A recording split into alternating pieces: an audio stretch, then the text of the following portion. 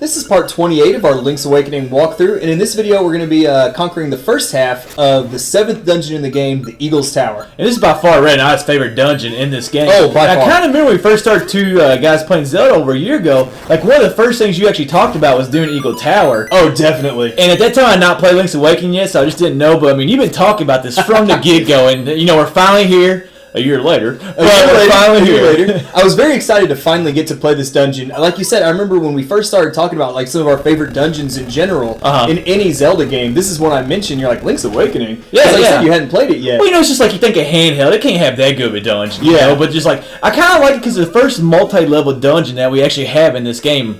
Up to this point, they've all been like single level. Oh, and it's intimidating to look at that map and see four levels to this dungeon, which is a lot. Especially when you're used to one. Yeah. You're used to one and you walk in, you're seeing 4. Like, you know, can I get 2, maybe 3, work myself up a little bit? It reminds me of like the first time playing through something like Tower of Hera, where you see level 5, level 6, level 7. Or Link Between Worlds was like level 25, level 26, or something like that. Exactly. But just the concept of that, the idea of bringing down like 4 pillars to make the 4th level crash down into the 3rd level, I thought was just a new idea that I loved, and it really stuck out to me years after playing this game, and that's why I really looked forward to going through and doing this. I didn't like picking up that ball because I couldn't figure it out the very first time I played. Like forever, like I don't know, it seems so simple like now. But I guess I just thought it was like a shrine, like a crystal ball or something. Yeah. I just never thought about picking it up, I guess. And I can understand that because it looks very similar to like the platforms you get the musical instruments off of at the very end of some of these dungeons. Yes, that's true. I can see why you just walk by it and don't think anything of it. I guess we could also have something like, a lot of times we don't use a dungeon item that we previously used in the last dungeon, which L2 bracelet. So maybe, you know, that would contributed to it there, I guess. Yeah. And being you already see that we've done this a couple of times, but being a later dungeon in this game, I feel like we do a lot of backtracking. Yeah, there is a lot of backtracking. Well, you get the same, you know, you got four floors. Yeah. So you're kind of falling down to different areas and going back all through them, but it's not really that wide.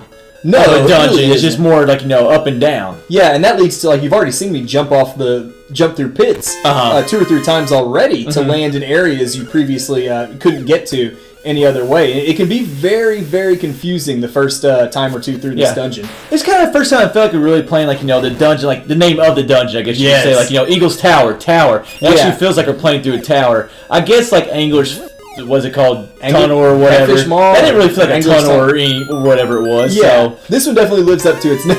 Yeah, and it's probably really one of the better 2D dungeons, if you ask me.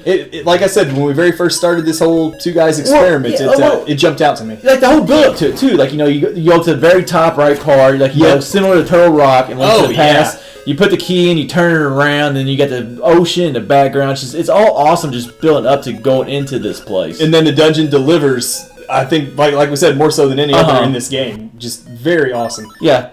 Yeah, I mean, I feel like, we don't mention it, but like the concept of the pillars, I mean, it's definitely new, but just like dropping a floor or like combining floors, you know, we always like to mention things that had never been done in Zelda games. Yeah. I mean, it had never been done at that time. Like, you know, dropping floors and combining them was just a whole new concept. And you actually pretty cool little or as cool as a, you know, cinematic can be on the original game. Yeah, I mean, you barely got through there though, too. Yeah, but it's a pretty cool cinematic when we do actually get to do it. Oh, it shows the outside of Tower falling.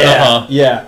Now, I will say the only downside that I thought to having to use this ball to bring down these pillars, it is very easy to either drop that thing in a pit or forget where you left it. Oh, yeah. Oh, it definitely is. Like, because it doesn't show up on the map, does it? Not that I know of, no. I mean, all we got is a tiny little RF flashing. You know what? I'm not going to lie. I think I dropped it in the pit numerous times. Dude, and then you have to think, well, is it... And I don't remember for sure if it stays where you dropped it, if it resets back to that. No, it goes down to the level. Oh, like if you drop it through there, because trust me, I did it numerous times. Like when you drop it, I'm pretty sure it's been a while since I played this game, but when you drop it, it does go down all the way to that bottom level, right where you're at. And I won't lie, I dropped it once or twice, and every time I did, I just restarted the walkthrough.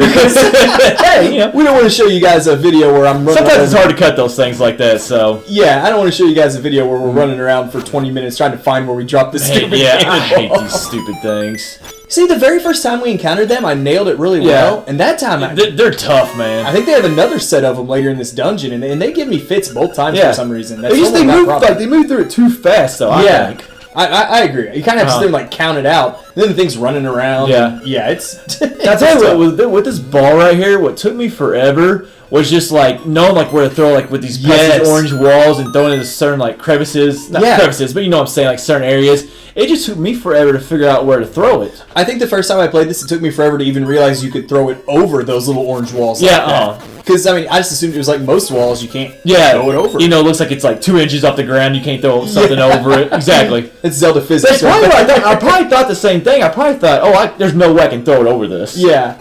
Now, I loved, you kind of mentioned this before we got started, like, seeing Kirby in this game for the first time. It's like, I love how Nintendo keeps throwing these random Nintendo characters into these. You saw him a couple rooms ago, and he has the same sucking attack that Kirby has. It's cool that Nintendo keeps all these little cameo appearances, I guess, for lack of a better word. Well, I like it because we've been having Mario stuff like the whole game, and then, boom, here's Kirby out of nowhere. So it's a nice little switch up very late in the game, and I really liked it. Man, I about fell in a couple of those. Hey, it happens. I mean, this is the first time we've had to deal with pits in the whole game. Yeah, and I loved how like they used that to, like we mentioned before, falling down the pits to reach areas of the rooms before. Yeah, you couldn't reach. Normally, you fall in the pit, you're just you lose a heart and you reappear at the beginning. That one we had to fall down on that like side wall and get that chest. Yeah. Oh, it took me forever, man. I could not find that hole for some reason. That's what girls say to Red a lot. I was going to say, there's a joke here. There's definitely a joke here somewhere. Now, speaking of jokes, okay, for some reason, I had a hard time getting this stupid ball over this particular wall. Like, I didn't know what you're doing right here, so I kind of was just going to let it slide. Well, the problem was the very first time I threw it, I accidentally hit the switch. Yeah, and you had to hit it again. So I had to hit it again, and I don't know why I threw it to the top that one time. I never knew you could push the blocks. You had the ball in your hand. Never knew that. Now, it's not a big deal to drop it and push them, but... No, but still, it's definitely an annoyance. That's probably why I dropped it in a pit. I was trying to move that block, dropped it, went down in the pit. I mean, trust me, like I said, when I was first doing this, I dropped it several times, and every time I was just like, stop recording, restart dungeon. Well, this dungeon, it can obviously get very confusing, but one of the most confusing things is like if you're going to those 4 stories and you haven't combined them yet, if you're going up and down between 3 and 4, like, what did I do? How the heck did I even get through this place? Yeah, it's so easy to get very lost. I just remember spending a lot of time on floors 3 and 4 because I'm like, how in the world do you get to this room right here that's still dark on the map?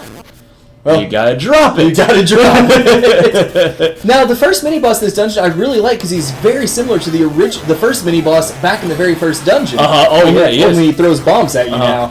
And the boomerang kills him in about 2 shots. But either way, this wraps up part 28.